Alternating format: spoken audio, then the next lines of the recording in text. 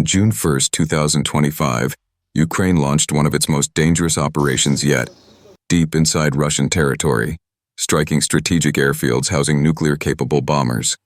But just hours before that, something even more disturbing happened. 2 Russian civilian trains were bombed, killing and injuring innocent people. And the drone strike? It took place less than 24 hours before the second round of peace talks in Istanbul. The deep strike operation, Spiderweb. Ukraine's operation, reportedly called Spiderweb, was aimed at 5 Russian air bases, most importantly at Olenia, Belaya, and Ivanovo.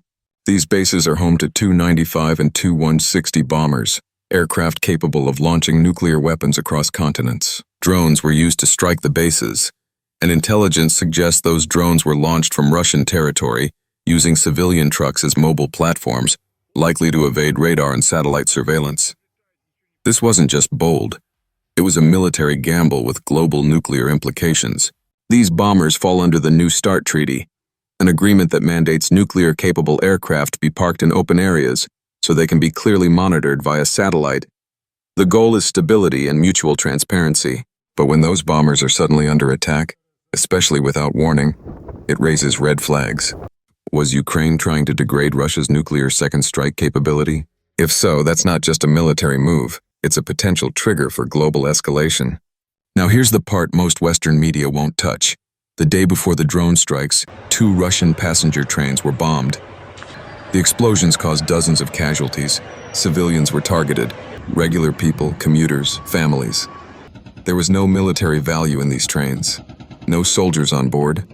No weapons. Russian authorities say it was the work of Ukrainian sabotage teams, and that it was done intentionally to distract intelligence and military resources away from the airfields just before the drone strikes. Let's be absolutely clear, that is an act of terrorism. It was the deliberate killing of civilians to gain a temporary military advantage. There is no legal or moral justification for this. So the question is clear. Was this really about defense, or about escalating the war and killing hope for peace? Use of civilian vehicles in military operations. Ukraine also reportedly used civilian-marked vehicles, trucks, vans, possibly even disguised delivery vehicles, to move drone components and operators inside Russian territory. This tactic hides combatants among the population and makes it harder to distinguish fighters from civilians. But it also sets a dangerous precedent.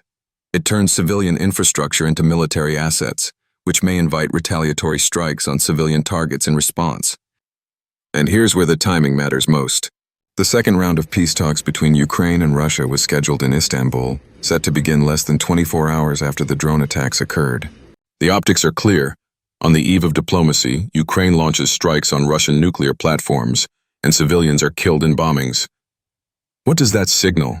That peace isn't the goal? That Ukraine or factions within it prefer escalation to negotiation? Either way, it severely undermined any diplomatic progress and further entrenched the war. Strategic consequences. What happens now? This is no longer a border war. It's a conflict reaching into the nuclear realm, using terror tactics, and actively undermining diplomatic channels. Ukraine may have scored a tactical win, but at what cost? Civilian lives were lost, peace efforts were derailed, and the chance of a broader European-Russian war just moved closer to reality. Was this a justified deep strike, or a reckless escalation fueled by desperation? And how should the world respond to terror attacks disguised as war tactics? Let us know what you think. Was this defense or provocation?